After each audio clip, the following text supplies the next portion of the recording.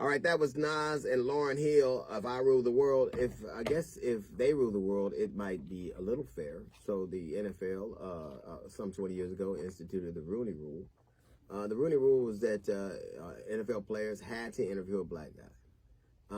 And it has done very little to change the coaching makeup of the NFL.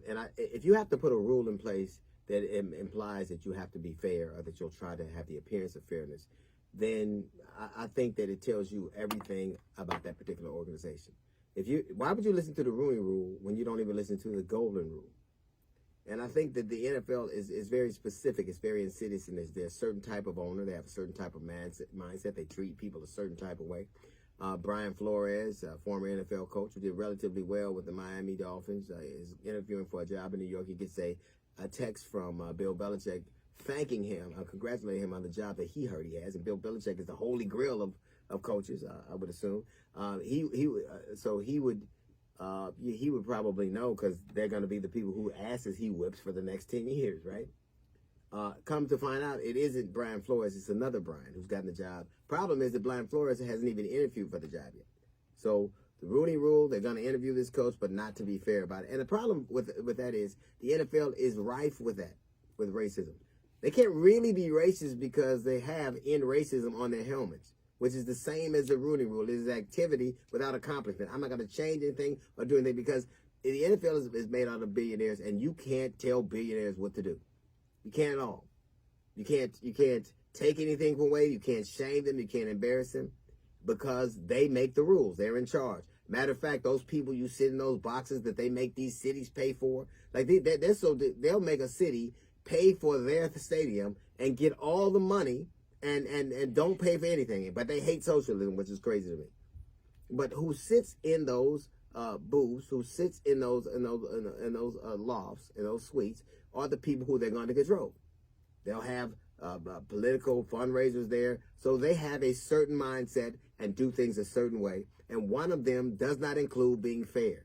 It is he with the gold makes the rules. That is their golden rule. And I think that in that kind of circumstance, the only choice that football players have, the only way out is through. If you can't tell billionaires what to do, you can't get a sense of fairness. The only way out is through, and that is through unity. They are the product. Without the NFL, like Cooper Kupp is a bad dude, but it ain't a lot of them. Ed McCaffrey's dope, but it ain't a lot of them. It's 75% of the NFL is black. They are the crop. So imagine Cotton telling the owners they will refuse to grow. The only way that they can mitigate their overwhelming sense of unfairness, their overwhelming sense of racism, is to decide that they're going to be a unified front. That's the only way. Because now Brian Flores is going to sue, probably. They're never going to go to court, because every time white dudes show their email or their text, it is a bad news. It's bad news for them. That's why John Gruden doesn't have a job right now. It wasn't even about him. It was about a discovery. And what you discover is that they're as horrible a man as you ever thought they were, populated by even more horrible men. And every time a black coach interviews, like Eric Bieniemy should have a job, how is it that you know his history, but you don't know that Urban Myers is going to jam his fist in Coed's ass? You don't know that. You know Brian Flores is hard to work at, but you don't know you have owners with trunks of drugs you're walking around. You know that black players, they don't seem to have the experience, but you don't know that Robert Kraft has dealt in sex trafficking. So you get to know what you want. And the only way that they can have any fairness at all, any sense of fairness, is to be a united front. In the NFL owners pick the union rep, the dude who's going to represent the players. They would never do that to basketball players, and I don't know why. I think one of the things that basketball players have, you clearly have one league, where players have a bigger share of that league than they do in the NFL. They would never talk to the big stars in the NFL, in the NBA, like they do the NFL. They wouldn't. And one of the things that they have had in the NBA is a more unified front. When there was a strike, they stayed together. When there was a strike in the NFL, they just put other big niggas on and said, we're gonna still have a league.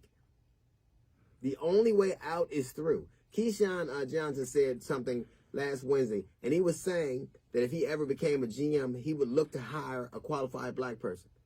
And people would get mad about it. Why do, when it comes to qualification, whether it's a head coaching job with 75% of the league is black, or a Supreme Court, the only way you can be qualified is to be a white guy?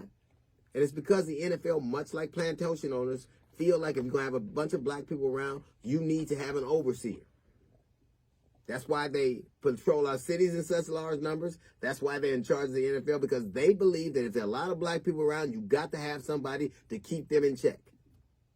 If you can run offenses, you can run defenses, you can develop schemes, you can coach. It's the mentality of the people that are making the choices that have to change. And the only way you change that is together.